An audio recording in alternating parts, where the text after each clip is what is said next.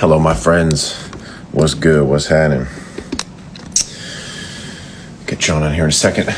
Got a lot of good questions today. We're almost getting to the point where it's getting too many to DM people back, but I'm going to still try to get back to everybody. There were a lot of questions. We're getting a lot of questions lately about rates and sort of starting out in your career as an engineer and producer. And Jon and I have covered some of that stuff, but I really recommend people go check out the Discord, because there's a whole community of a few hundred record makers that watch the streams and interact, and there's lots of great advice on there. So please go check out the Discord, especially if you're getting advice about career or building things at your home studio, that sort of thing. There's lots of good advice on there.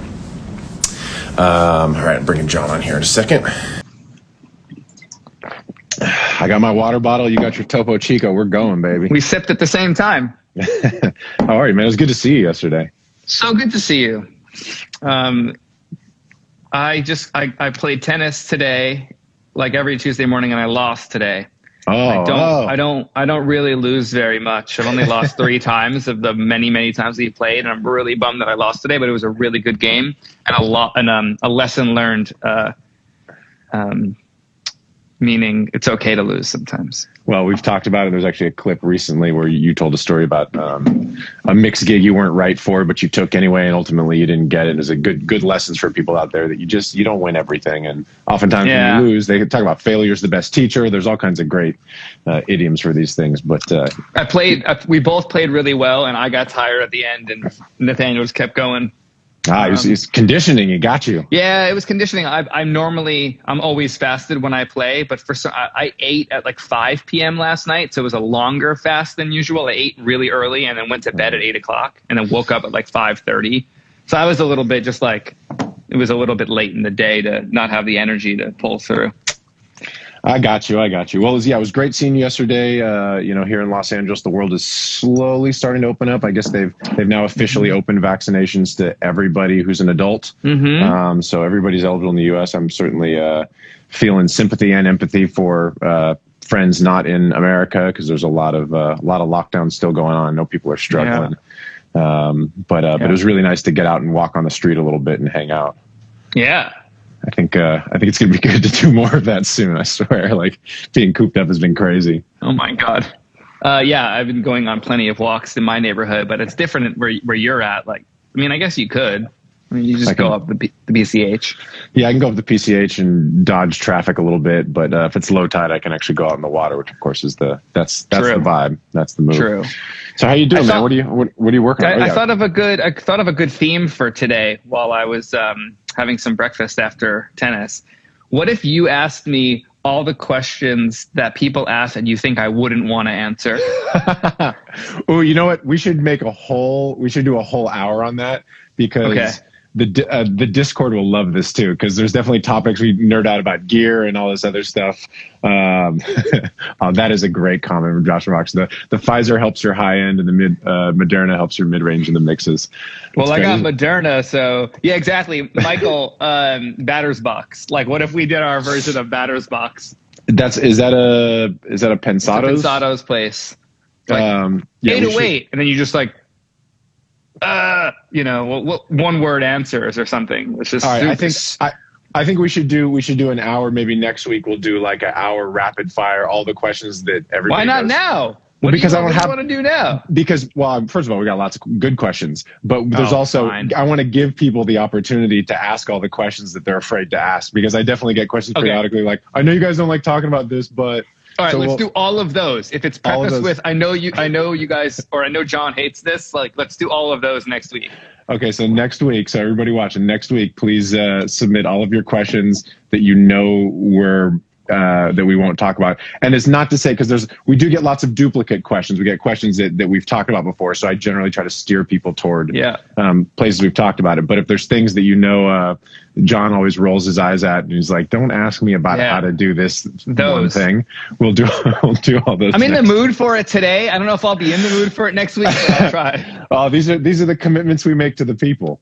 But before we jump in on any questions, let's give the homie Baines some love for the slime language too. I saw you listening. I listened this morning while I was eating some breakfast and doing some other things on the internets. shit goes. That my favorite record, which my homie T-Shine is on, that go shit or that go. That one sounds crazy. T-Shine sounds like a fucking star on that. The low end on the entire album, Baines is really doing his thing on. It sounds like an aesthetic. It sounds like he developed something on on the whole album. It sounds like one person mixed it. Besides, I know Tume mixed one song, but it's definitely a thing.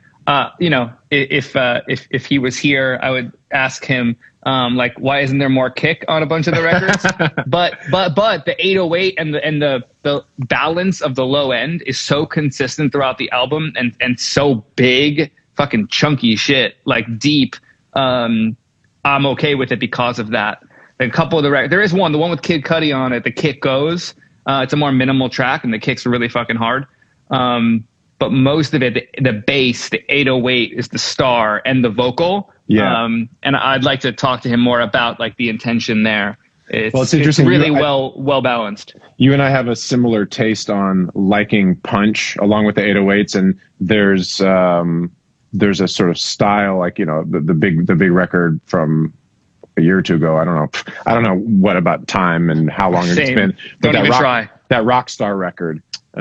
Which has just the sort of distorted farty 808, which an amazing record, but there's no kick drum, there's no straight short decay punch. Shit, it took a while for me to get used to, and mostly it doesn't sound good. Sometimes it works really well, but it's interesting to hear even that aesthetic move into records where it's, because we had so many years of like everything's going to be like Serban Max Martin in your face dance punch. And there's a widening that's been happening that I really, really like. I've been DMing a little with Baines, and I'm gonna call him later. I don't know him super well, just know him over Instagram. But I think we're gonna do a live with me and him.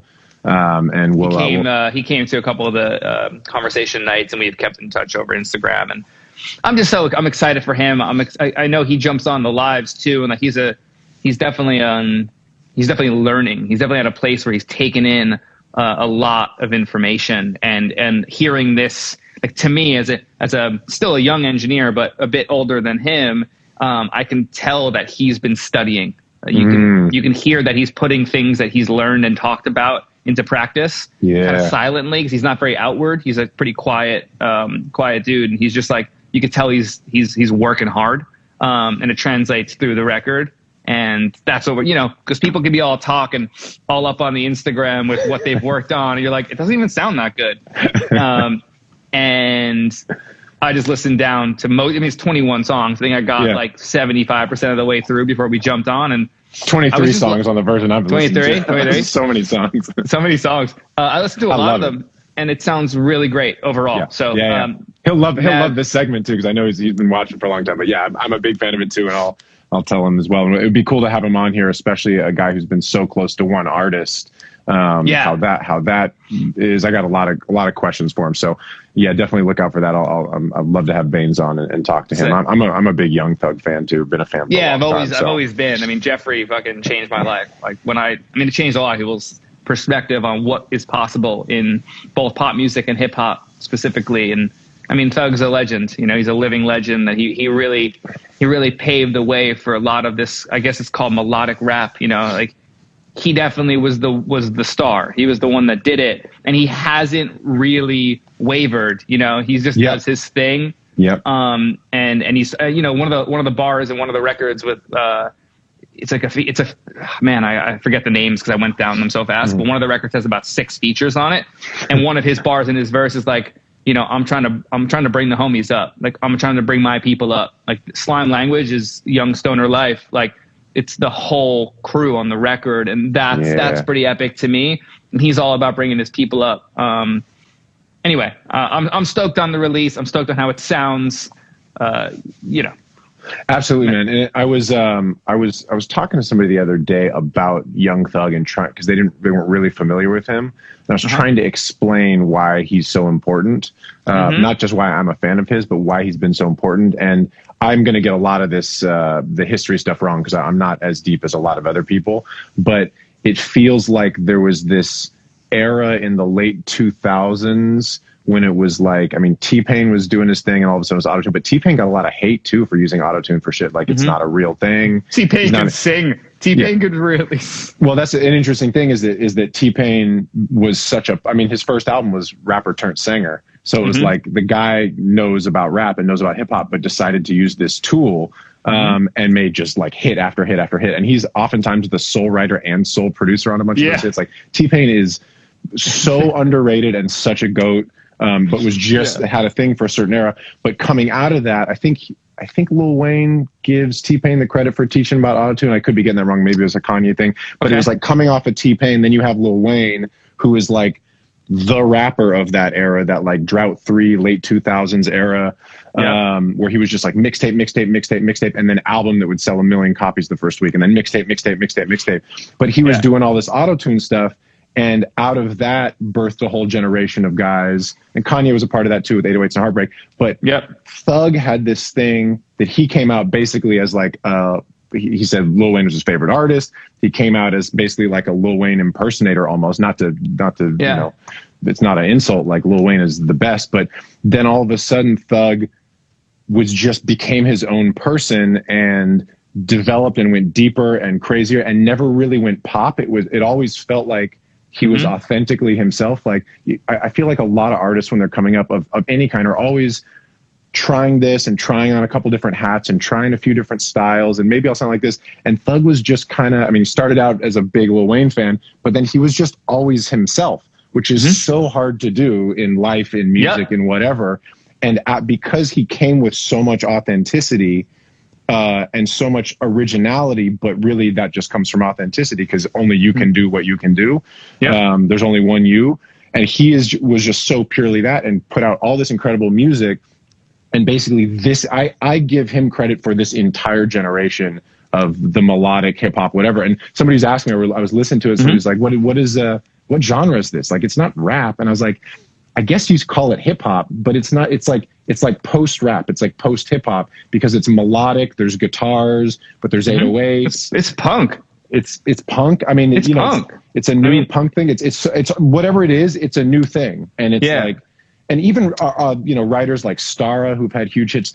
To me, Stara sounds like a huge, like she was hugely influenced by Young Thug. Like, Young Thug is hit pop records and hip hop and the culture of fashion and all this other punk stuff. Yeah, exactly. I say punk for like the whole package, the whole fashion, rock star, I don't give a fuck, I'm doing me. I'm still rapping. Like, he's rapping and he's singing, but he's melodically rapping, which it kind of was a thing, but he did it his own way. He makes weird ass voices. You can hear his chains in the fucking mic. Like, he doesn't talk about exactly. We talked about it yesterday. Like that. It's just a laissez-faire kind of approach, and like, I don't give a fuck, and that's punk. It doesn't have to be punk like loud ass guitars with too much mid range. It's just an approach. The aesthetic, and also the aesthetic, exactly. But when you say like he never went pop, like then he was on that Havana song with Cabello, right? Which is hilarious when top 40, but he still sounds like him. It sounds like him, and he sounds, and it's like the least pop Thug verse. It's such a weird. Like, I listen to him, like, what is happening? But that's why Thug is so amazing. Yeah. So anyway, we shout out to the whole squad over there doing their thing, because they're not conforming at all. and I will certainly ask Baines about this, and I don't know Alex. He just jumped on. Baines, we just shouted the fuck out of you. We just talked about you for like 15 minutes. Great work, homie. Great work. Yeah, great work on the album. And yeah, man, I mean, it's interesting to see. I definitely will ask him about this, but it seems like they really, and it's the advice I give a lot of people who are like, we've talked about this a lot. How do I come up these days? And it's like, don't move to a city and try to intern at a studio, because there's very few spots. That could be an amazing thing for you. But what you should be doing is find your crew of people, make records with them, try different roles, but get consistent, compound, long-term relationships with people that you can come up with. And you'll just give everybody a better chance to win, because you'll have lots of people collaborating. And also such a huge part of this is the communal aspect. And, you want to be, it's much more fun to win with your friends than to win in isolation. Yeah. And that's the thing. Like, he's one of the artists, Thug is one of the artists that like would be a dream to mix. I mean, I worked on one record with him on it. That was for my homie Tisha, and he's the feature artist. I actually produced it, which was sick because that was when I was producing. But when Baines became the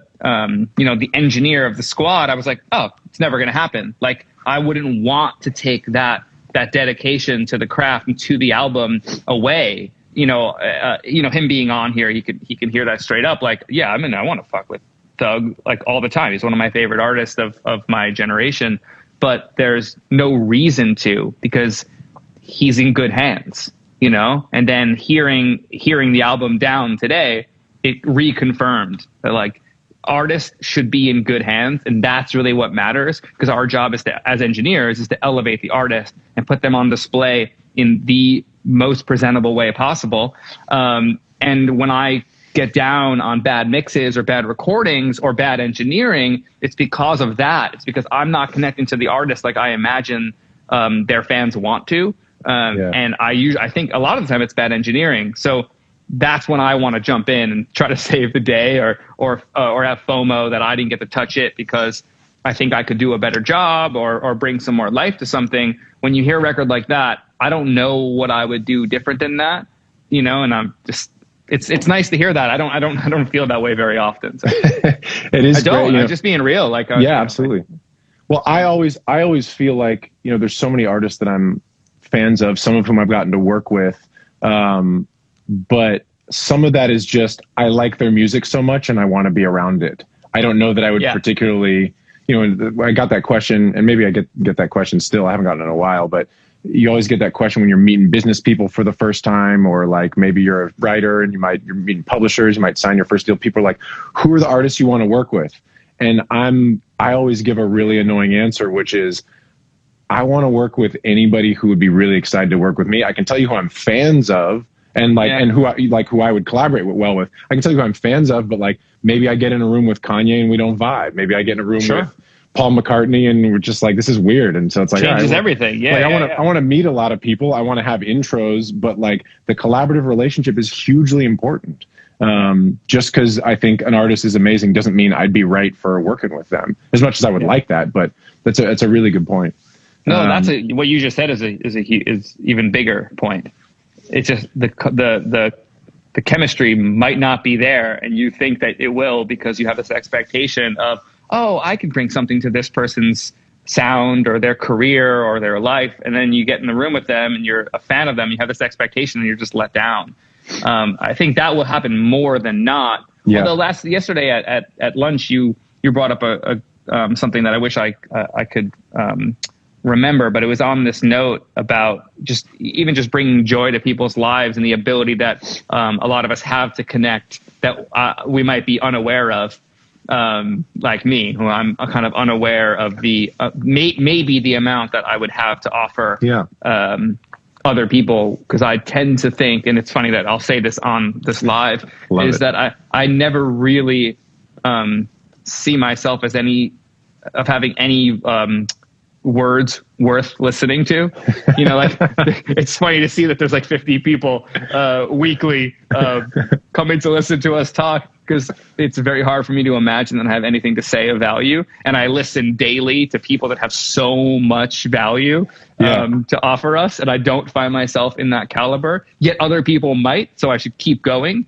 I even voice memoed a note today while I was driving, because I didn't want to text it down. I had this thought of this responsibility that I feel that being a product of mentorship, being the product of a specific mentor, and how that's lacking, I truly believe that I have a responsibility to now offer that. And I don't feel comfortable with the idea of it, but I'm going to pursue it because of that. So that being said, just roundabout to our conversation yesterday, I do believe that I have something to offer maybe a lot of people, maybe a few people. So thanks for putting me in check there yesterday at lunch. Well, it's and we were talking about it in a different contect. We're talking about a different context, but I think it applies to all of it. And I say it with love. But it is you've got currently 40 something people watching this. There'll be hundreds of people on the Discord chatting about it. few thousand people listen or watch this, and it's because you do have things to offer. And those of us that have had this, the reason we're doing this is that, you know, we've had a lot of experience, and we were mentored by great people who were super generous with their time.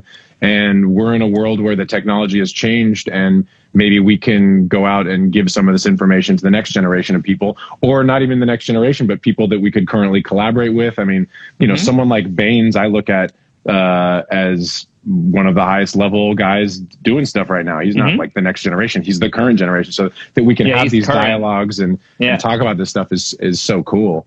But yeah, man, you know, you're an interesting, valuable dude. And this is the other part of it too, is this is why, back to what we were talking about before, for people starting out, get your people, get your collaborators. I mean, you know, get the people that elevate what you do, that can help you see what you do that's valuable, that can help you, they can help push you to do things you wouldn't normally do. I mean, that's having people you know for a long time is going to be better for your music career than finding the new right person to meet. You'll also meet lots of people, but it's really about finding your own people, finding your crew, and building with them and learning together. That's the only way.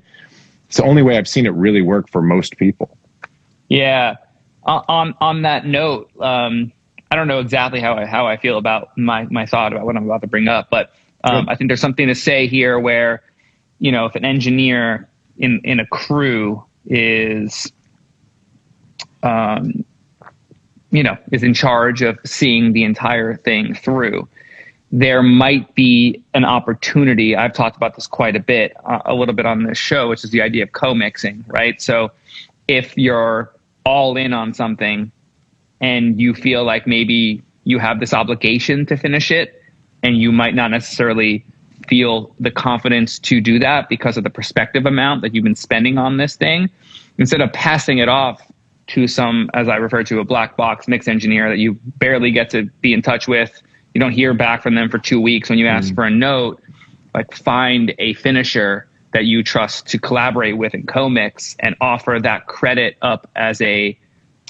possibility. I'm starting to see it more and more. Like, for example, speaking of Baines, the TZO collab on the Chris Brown record, you know, like they're both credited as mixing that Go Crazy mix, you know, and that's not an ego thing. Like, everybody wins. And I love seeing that. Dennis and I doing Khalid's album and I was just thinking that as well. Yeah.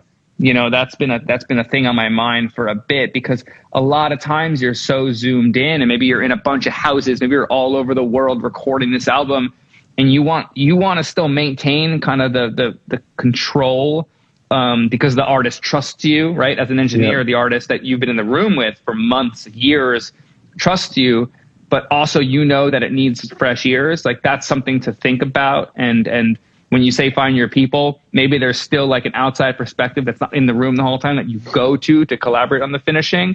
I find that that's a healthy approach as well. I know that if I was making a whole album as the engineer and mixes weren't feeling right, like I'd probably, I mean, I have a couple people in mind that I would go to, Tony being one of them, but you just like, yo, why don't you come in and do this with me, and we'll do this together.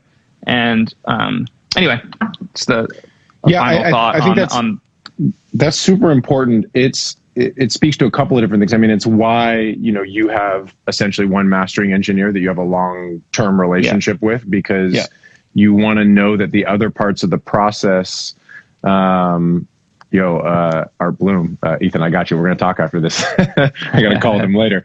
That's why we got introduced, bro. There was actually 2 questions about finishing this week, and we did a full episode on finishing, about the concepts of it, what it means. It's number 21. So there are a few people we did. How many episodes have we done? Like 50. I don't know. 45, I think. Almost a year's worth? Sick. Almost a year's worth, yeah. But people asking about finishing, we did a whole episode talking about our I don't remember that at all. It was great. We're actually going to start putting clips up this week too. Francesco just chopped up a bunch. Cool. But this gets back again. Thank you, Bradley. This is episode 49. And you know, 4 or 5 of those were with other people. We've been doing a lot. But that idea of, if you are the trusted person in a process and you get to the end and you feel like you've lost a little perspective, it's your job to find another trusted person for you.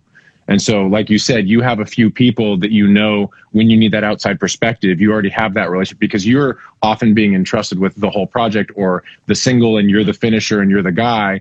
But if there's at some point where you need somebody, you also have those outlets too. So it doesn't mean that everybody has to play every role at all times. It actually is different. I think when you get a crew of people, you can actually bounce things off of each other. And that just another advantage to having your people when you're doing shit. Yeah, I mean, Dennis and I also did Zayn's last album. That's right. We're working on more records now. And when we send him back and forth, you know, he'll start or I'll start or I'll finish and I send back and he's like, yo, that sounds cool. I love what you did, but I kind of missed what I did to the guitar. Did you change that? Like, and you have back and forth perspective. And I'm like, oh shit, my bad. Like I didn't mean to change that, or I didn't mean for it to not sound like you did. Let me bring that back. Let me figure out what I did wrong. And then it's just, you know, producers have been doing this forever. Yep. Songwriters have been doing this forever. Mixers are kind of solo. So I just want to keep talking about it because I actually think that the future of mix engineer is collaboration. I don't think that in the next 5 to 10 years, I'm going to be alone mixing records solely.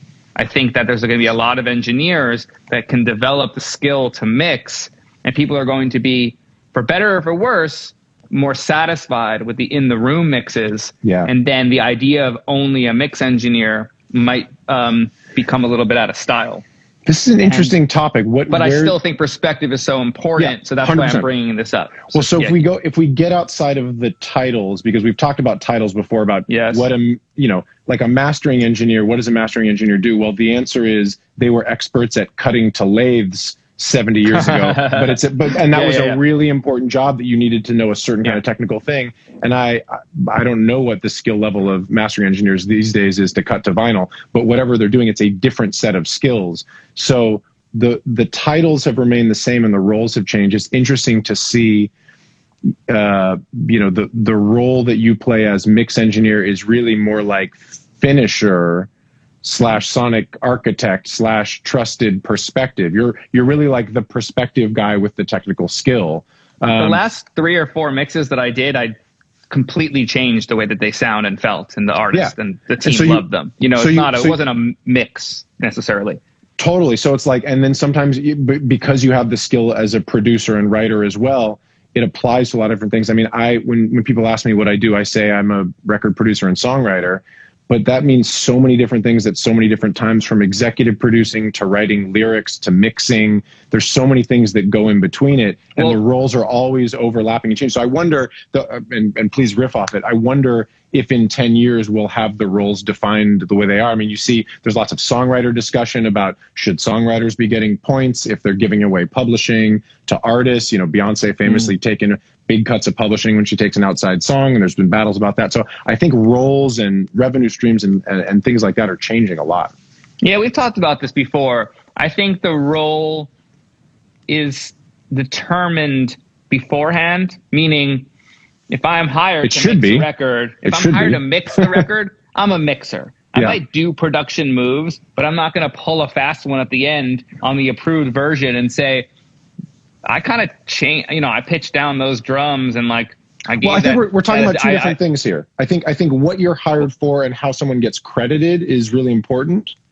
And maybe keep going on that. I'm sorry to interrupt, but that came in at the end. I wasn't expecting you to bring that up, but you're talking about the role itself too. Well, but the role is determined by what you're asked to do before you start, not what you wind up doing by the end necessarily. Let's separate titles from roles, because I think my point is more that, like, again, like somebody adds the right hi-hat thing and they're getting publishing these days. That's different than the world was 20 years ago, or if you spend time in Nashville or whatever. And the fact that you have people who are recording at home, who are finishing mixes and vocal producing, and, a lot of the roles are blending together in that way. I wonder if, you might be credited as, I mean, maybe you want it for your own sake, but maybe your role in 5 or 10 years is just you're a producer on the project, because it's a credit that allows you more flexibility in terms of how you structure your deals, and you're a trusted guy who's had hits who can do the sonic stuff, but you also maybe have teams of people that can help. I mean, who knows where these things are going to go? It does seem like no longer is it the case where people need to book a studio, hire an engineer, and make something happen. Yeah. I don't know where to go with that. I have a very specific approach to what I do, and at this point at 35, I nail it most of the time, and every once in a while I still lose. We all lose, like we talked about in one of the previous episodes. But I want to evoke the deepest connection possible in the record. So that's a taste thing. That's not a mix thing. That's an aesthetic, and that's an availability emotionally to the intention, to the reference points, the nostalgia, to the colors, to whatever the record is supposed to be. And I'm supposed to understand it on a wide scale, and then deliver something that can translate and stand the test of time.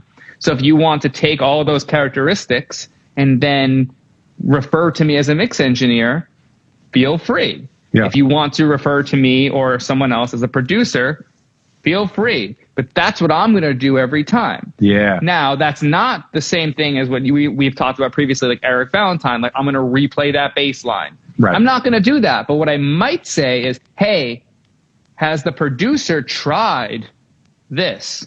Hey, was this intentional? Because there's a gap in the 808 here, and the groove switches up and it feels weird. Just checking, but having that ear to say, and that can be coming from like this happens pretty regularly where we'll take off some crazy compression or limiting on the mix bus, and the groove doesn't feel right, and it doesn't feel right with it on either. But it's because the lengths of things are falsely presented through excess limiting versus like, oh wow, there's actually no bass on the third chord.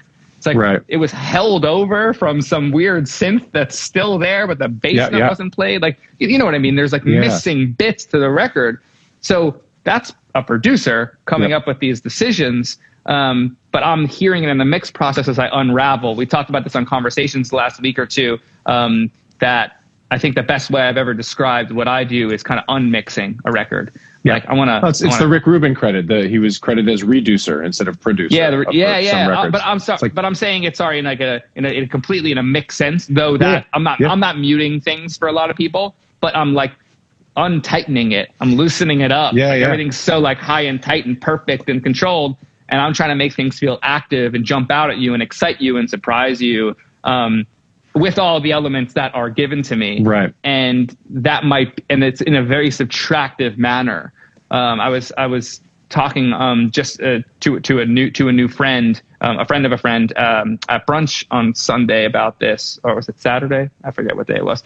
About this, she was asking what I do, and we're talking about FKA Twigs, and we just just kind of like how I would approach that record, and how I try to take like people's crazy productions that are really wild, find the 3 to 4 main elements, and then start placing things in and being subtractive in the nature of reducing the redundancies in frequency and in feeling, where you place things around these 4 elements, but they're still there. So there's still, a kaleidoscope of sound and all this. I just went, hearing me talk about this and just hearing my own words out loud, I'm like, that doesn't necessarily sound like a mixer's job. Well, this is sort of the point. But it's a music maker. It's like this is another level, another point on the assembly line of aesthetic, of getting it to the place where it sounds like nothing else has sounded like. How do we get it to be the most unique version of what was there on this canvas? Like,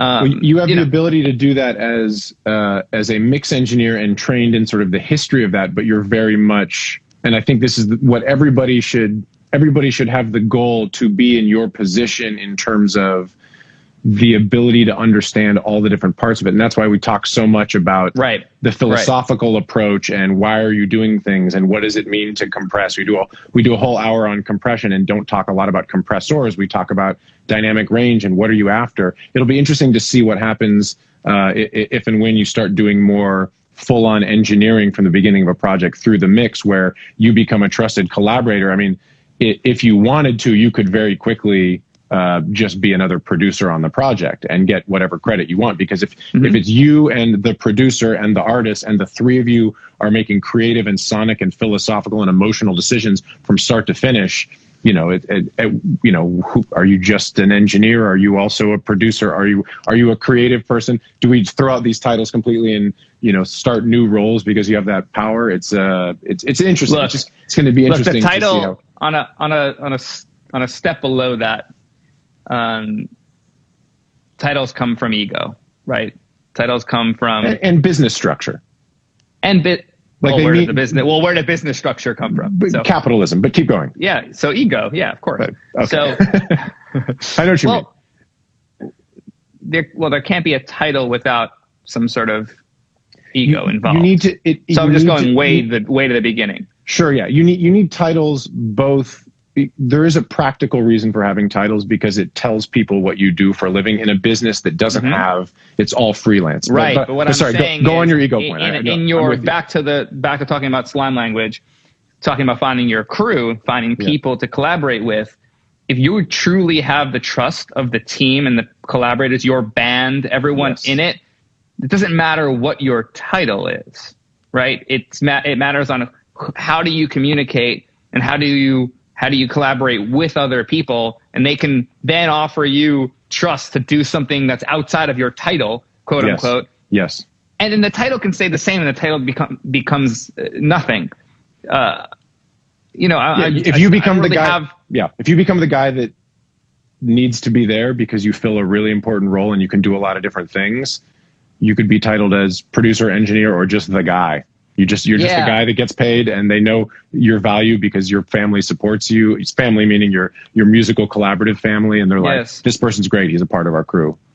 Yes. And figuring out what you do at any given time is that's the goal. I think that's the goal. That should be the goal for everybody. That's what I see the future of my role being. So if I want to have longevity in this business, and I'm only 35 now, like if I want to do another 20, 25 years of this, I don't see myself only mixing records solo in my loft by myself. I don't see that being the thing. Would I love it if that were the case? I would. You'd be good with it. I'd be good with it, but I don't see that being the thing.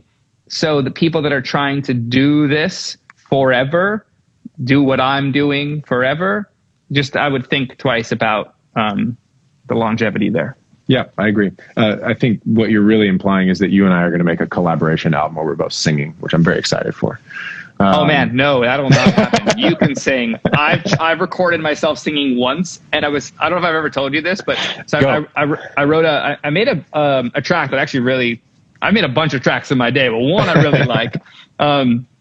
And before I sent it off to actually my homie T-Shine that I was mentioning, that's on the Thug album, on the YSL album, he wound up being on the record. Like we have this record together, but I sang on it. So when I wrote it, I wrote lyrics, and it's more of a poem, but I tried to sing on it. And I was like, oh, that wasn't so bad. Like hearing it in my headphones, and I pressed play through the PMCs. I was like, this is the worst thing anybody has ever done. I deleted the vocal from the session, made sure it didn't get backed up on anything. Nobody will ever hear Threw my your voice computer recorded. into the ocean. Yeah. I got you. It was like, that is fucking awful. PMCs are revealing, huh? Dude, I was so not a vibe at all. I'm not a vibe vocally, like at fucking all. I love it. Well, anyway, I may make you make a second appearance at some point, but we'll turn the microphones off. Let's see. We got lots and lots of great questions, which of course now we're 40 minutes in and just getting the questions. So apologies. I had a good time. I love it. I've had a good time too. There's one thing I wanted to chat about quick, and then it's a sort of a plug and a direction. We've talked a bit about Ableton versus Pro Tools versus other DAWs and the sound of it, which is sort of hard to get to the bottom of. But Dino asked a question, the experience of mixing stems from Ableton, which we've talked about. And there's this thing that a lot of people know or assume that somehow Ableton doesn't quite sound as good, or there's something about the summing or something. And I think we've figured it out. And by we, I mean Bradley, Slowhand Sound, who takes the show notes for this. So I know this is going to be linked in the show notes of this episode. So check it out in a day or two on LiveWithMattRad.com. Bradley's been taking these amazing notes. But he did a full analysis, like a scientific, let me check all the modes. What's up, Bradley? About all of the Ableton warp features, and it turns out that a lot, if you turn on warping in certain ways in Ableton, sometimes it's automatically on there depending on your preferences. There is actually some sonic degradation, even if you don't do anything to them. And I am. That's part of it. I'm fairly convinced that that's a big part of it. And certainly there may be some other things about the algorithm of the way it sums. I haven't had any of that confirmed, but this is definitely confirmed that if you pull things into Ableton and have several of the usual modes that people have of warp or time stretch, I think it's called warp in Ableton, that it actually does affect the sonics slightly. And I also think that when people use Ableton, they're doing so much more pitch shifting and time shifting that it's a higher percentage of Ableton things that people will get that have some digital stretching degradation in it. I know there's, and you and I and it talked all about adds up. If you're doing it all every track, it all adds up. Yeah. But this was an amazing analysis by Bradley, which he did on the Discord, and there's a section in the Discord about DAW. So people were talking about Ableton 11, which came out. People talking about Ableton generally, and he did an amazing, thorough analysis, which you can check out on the Discord, which is a link in my bio, and he'll put it in the show notes. But that's something that somebody asked this week, and I wanted to just address it. I'll add one layer to that too. Yeah, please. Which is the fact that Ableton was designed from the beginning for stability for live performances. So it does not stop and crash. Yes. So it doesn't stop. So after you get to a certain amount of CPU percentage usage, and I had a friend about 5 or 6 years ago, and they haven't changed this at all. And I do know that this is an anecdotal. They have not changed the in 11, which just came out. Yeah, yep. This is still the same. It's going to lower bit depth to hold stability, so it doesn't have to things process don't slow as down much. or crash. So it doesn't have to process as much. Interesting. So a friend of mine about 5 or 6 years ago, I think figured out that over 24 tracks with like a substantial amount of plugins and chains is like about when this starts, that he started noticing transients of drums get reduced and things get softer and less punchy, was based on that sort of clarity, a little extra clipping, and not in a good way, meaning like the transients were getting pinched. So there's a couple of things there real quick. I think it was over 25% or 30% CPU. So it's a question, is it tracks? Is it CPU? Does it depend on your computer? Is it just on playback, or does it happen with offline bouncing? It happens on bounce for sure. Okay, yes. The one anecdote of story from friend to friend is strong, and I would like to see it because I have not read that elsewhere, and we've been looking at this a lot. But that might be No, it is not. This isn't public knowledge. This is one guy. He did it because he was so curious about why. And I've talked to. Does he have files to share? Because anyway. No. So that may be a thing, and definitely we've it's definitely a thing. Yeah. Meaning, as CPU goes up, for stability, the bit depth goes down. Yeah, that may be true. Again, that's I've not seen anybody from Ableton confirm that. And I've heard someone from Ableton confirm that. Yeah, who? I don't want to. I'm not trying to link me to him because I want to know about this stuff because this is really important. People are asking about this all the time. So link me offline then or something. Yeah, but I'm not trying to. Yeah. I think we should call this stuff out if that's what's happening. Don't call out somebody's name publicly, but but hit me up because I think this is super important for people to know if all of a sudden, because Ableton is, to me, far and away the best pure creative tool. There's a quick fix for it that we've discussed.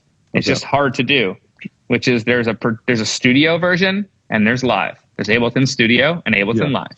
And Ableton Studio will provide sonic accuracy throughout the process and let it have playback stops like Pro Tools does. And Ableton Live should be for live performances. Yeah, fix. I don't know about that. But why not? Are they otherwise the exact same features? Because part of what makes live so great is that as a creative tool is that you can play something, loop it, it does not stop. You can make a full production. There's a creative energy. Pro Tools does that too. Pro Tools does definitely not do that. There's lots of things. There's lots of functionality in Pro Tools that requires you to stop playback. And there's less of that in Ableton.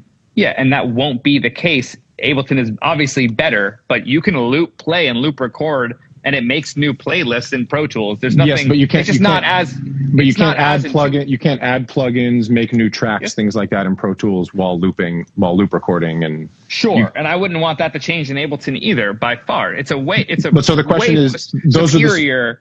But those are the sort of things that they're compromising for. Yeah, but maybe you'll get maybe by the time you add an 8th plugin while you're in loop, and you have a shitty old MacBook, get a better computer.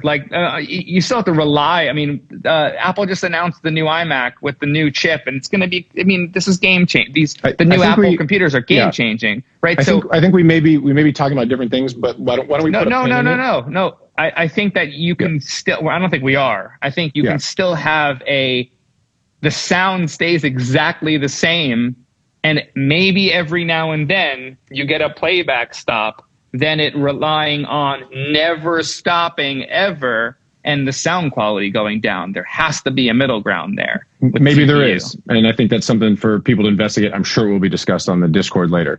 I've not heard that as a solution, and we've done hours and hours and hours of discussion about Ableton. I'm not saying it is. I'm saying I'm proposing a solution. Oh, that we should make one. We should make. Yeah, this isn't a thing. I'm saying I thought you were saying that there's a version of Ableton that did this and. Yeah, I've talked to 100 producers about this idea. Yeah. This is not like I'm not saying that I'm going to save the day. I got you. I'm not the only one thinking about this. You were saying there should be another version of Ableton that doesn't prioritize those things that then, Well, so there'll be more investigation. We'll follow up on this. I'm sure the Discord guys are going to be going crazy about it. It's definitely worth figuring it out. There might be ways to null test it because you could render stuff in the session, you could bounce stuff internally. There's ways to do this, but it sounds like it'd be complicated. But at the very least, if you have warp, the big news to me was if you have warp on any of your tracks in certain modes, and again, Bradley's got the whole breakdown of it because he did the tests on everything. He did null tests on everything. That Ableton actually does degrade the audio slightly by default. Yeah, and the on more some warp. modes. And the more warp mode on, the more CPU intensive that the session's going to be. Certainly, it's the same in Pro Tools with polyphonic on. Yeah. It's the same concept. If you're, I think about it in my car. It's an electric car. If I'm charging my phone, have my AC, have the stereo on, and I'm driving fast, the car uses more battery. If I don't charge the question my phone, is to what extent does the CPU change the sonics in Ableton? And I would certainly be curious for someone to do some A/Bs and show me, and I think it'd be great. Ableton, Ableton, lots of Ableton discussions. All right, let's see. Yeah, exactly. I would buy Ableton Studio. I never use it live. I thought you were saying it existed. Clarity. I was like, I don't know anything about this Ableton Studio. No. It's just an easy branding. It's just an easy move. You're doing their job for them. It's an easy pivot. I'm just saying. I agree with you. It's a great name too. What the fuck? Ableton Studio. Yeah, I'm not mad at it. All right, we got a bunch of questions. Oh man, how about? We've talked about this a couple of times before. How do you approach Subat asks? How do you approach engineering or mixing something you don't like but it's a great opportunity? I just did this. So I'll just go off. I said yes to a project, a very talented new artist on Warner Brothers for an A&R that I work with a lot. First song, I was so in. I said yes based on this first song. First song was great. Second song came and I'm just confused. Confused for a couple of reasons. One, I don't know if the song is that good. It's not my taste. I don't really like the song. He doesn't sound great on it. But second off, it's this wouldn't be the song for me to mix on the project. So if we're doing a 5-song EP, maybe someone else should do this one. But we've already made a deal for the thing, so I'm going to do it. And they actually really like the mix, so I must have done something right. But I didn't. The first song I knew exactly what to do, and I mixed it really fast. And it was approved really fast. I think it was version 2 was approved, maybe 3. And this one, same thing. We're only on version 2, but I'm still y'all like this? But they like it because it's a better version than what they had. But I'm like, is this the best you got?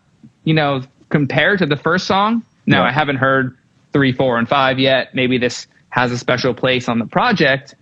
But this is the first time where, in a while, not the first time, sorry. It's the first time in a while where while working on it, I had to stop a lot. It's I'm not sure. I started over twice, maybe 3 times. And not because I didn't know how to mix a record. I didn't really know what to do to the song. Yeah. The stems didn't sound like the rough. The producer was giving my assistant kind of a hard time. Like he had outboard gear on his thing, like didn't want to bounce stems, but he's like, oh, it's not doing that much. I'm like, it's doing a lot. Like, I don't know what you think it's not doing, but it's the glue to, the entire feel of these drums. So it was just a struggle. I didn't love the record. I didn't hate it. It was just really, mediocre to me. Okay. But the relationship is what I'm doing it for, right? Yeah. I got asked to do this for an A&R that I love, and I really like the artist's voice. He's really talented, and I believe in his future. So I still gave it my best. Yeah. And I'm glad they liked where I took it, because I took it far from the rough mix, because the rough mix was it's just weird. Like I didn't understand the reference points. The first song, I just knew it was supposed to be like a Phil Collins record. It was very clear to me that every background vocal needed an H3000 on it, even though it was given to me with everything up the middle. Like I knew exactly what to do, and shit sounds crazy to me. It's one of my favorite mixes in a while. And then this one, I didn't know what to do. It didn't tell me the right story, but I, from 3 start overs, kind of figured something out, and they're happy. What in your head? It's a great anecdote. What in your head do you go, okay, now I have to do this differently? What do you pick up on things? I mean, I always find, this is the thing I learned from Eric Valentine, there's always something you can find and be excited about. Yeah. Because fundamentally you're making music, and it's like, all right, I'm going to make these drums the most fire drums. And even though I don't love the song, I know how I figured out how to make it better. Matt, that's why I didn't use that, because that is the thing that I normally, the snare drum's crazy. There was nothing. Well, so say that. So you say normally you're gravitating, you're gravitating towards a snare or a kick drum or something. I mean, it could be anything. I'm just using the snare, just like Manny used that as an example once. Like he hated the song, but the snare was crazy. It's like on his mix of the masters, and that's the one I always go to because it makes me laugh. Like the snare was crazy. I didn't find anything in this that I thought was uniquely interesting. So that was really difficult. But what you're talking about, what kind of keeps you going in it, and starting over, I would work for an hour and a half, and I'd be like, it's not better. I'd go back to the rough. Like, it's not better than this, and the rough's not even that good, but I'm not improving it. So let me start over with a different approach. Let me go for the vocal first. Let me go for the drums first. Let me mute everything but the drums and bass. Let me just start with the acoustic guitar. What does the acoustic guitar and the vocal sound like? Which is how I wound up attempt 3 for me before sending, was that. It was the acoustic guitar and the vocal felt like the record to me. So I tried to make that sound great. And the drums, they were just distorting, and they're weird, but it's all acoustic. So it didn't sound like it was supposed to distort. Yeah. So I just kind of lumped them together. Actually used a compressor on the drum bus, everybody, that I never do. What? I compressed all the drums except for the kick drum. I won't tell anyone. And, I just told everybody. And I wound up pushing them back and kind of going more Michael Brower with it. Like, I don't know if you're too familiar with his work, but his drums are always like super kind of held back and like in the room. And I took a different approach each time, and I tried to make it fun for myself. I still don't really love it, but again, I love the first song. So I took the gig based on the first song and the opportunity, and not the opportunity like I'm an opportunist. It's the relationship. Yep. And that's kind of, because I don't know, this is a new artist, so we're betting on this person. We don't know what the success is going to be of this at all, but everyone's in. And I'm glad that they came to me. Again, the first song was crazy. And when we talk about long-term relationships, what that means with long-term collaborators is that it's like being in any relationship, a friendship, a romantic relationship.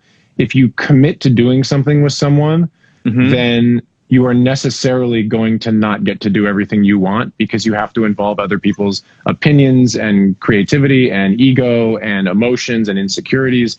So necessarily part of our job is to not always be doing things that we love. Now, if you're, and we've talked about this before as well, if you're working on projects for months and months and months and you hate all of it, you might want to find another job, or you might want to find a regular job to make money so that you can make music for fun. There's lots of different things there. But when you do this profession in any form, You're going to be working on things or doing parts of the process that are annoying. And the truth is, be a big boy or a big girl and get it done. You're making music for a living and you're collaborating with people. Honestly, and not everything is going to be amazing.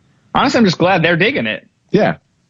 Sometimes it's not about whether you like it or not. Yeah, I don't have to listen to it when it comes out. Yes, but the tools and we talk about breaks a lot. We talk about how to get your mind right, your body right. Take a lot of breaks. I mean, use all the tactics that you have to figure out how to get something done at the highest level you can possibly do it. But sometimes you're just not going to love everything that you're doing at every moment, and you're not entitled to that. So, Yeah. be a big boy or big girl and get it done. But that's the challenge of every song. It's not like you love every song and you don't dislike every song. And if it was easy, everybody would do it. It wouldn't be such a crazy, stressful, wild career. And part of solving this puzzle on this song, I loved, trying to figure out what is it? What kind of record is this? And that's something that, that's what I signed up to be an engineer and a producer for, is to crack the code. That's kind of what I like to do everywhere. And watch it become a huge hit. Yeah, if so. Digital Bones asked, he asked about how do you know when to stop mixing? What is finished? What does finished really mean? No, let's talk about that because we can close on this same song. Okay. And also go watch our whole hour we did on finishing. Yes, I'll answer your question too. Episode 21. No, but this is a different thing. Yeah, go. At one point, I was texting a friend too. I was like, I have to just stop mixing the song. I don't know when this one's done. So at one point, I just bounced it and I sent it. And they're like, oh, this sounds great. We're going to swap out this woo sound. It's like, okay, cool. Like they liked it, but I just stopped. I was like, I think sometimes you don't know as I can take it. And I didn't know. So I don't want to front like I always know. I know a lot of the time when it's at least to a place where I'm looking for feedback, which we talk about in that episode. Sometimes I send it off and say, hey, let me know what you think about this vibe before we go any further, because it's a lot different than yours, but I'm not sold on it being done yet. But now is the time where I'd like some feedback. Or if I know the producer, I'll send an Audio Mover stream link so I can listen in real time with the producer or the artist. But this is the first time in a while that I was texting a friend exactly this. So it's like, I just bounced it.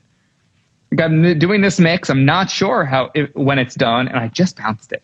Well, if you don't know when something's done, it's time to rely on your collaborators. And even those of us that are quote unquote finishers, that's why you have collaborators. And we've talked about that a bunch before. The whole episode on finishing is great. All right, we're about an hour. Yeah. Next week, I'll get everybody ask all the bad questions. All the bad questions. We're going to rapid fire them, and we're just going to get through as much as possible. I'll be on the Discord after chatting. Sorry, not the bad questions. All the wrong questions. All the dumbass stupid questions. There are all say no stupid questions. Ask all the stupid questions. We also have a section in the Discord for newbie questions, and people are very kind. If you have questions, you're like, I don't understand what this basic thing means. Just go on the Discord and ask. There's a bunch of nice people that'll help you. John, love you. It was great seeing you yesterday. Great seeing you today. And let's make it a habit now that the world is starting to open up. Let's have more hugs and more in person stuff. Love it. Thank you guys as always. Come say what's up on the Discord after. Bye-bye. Peace.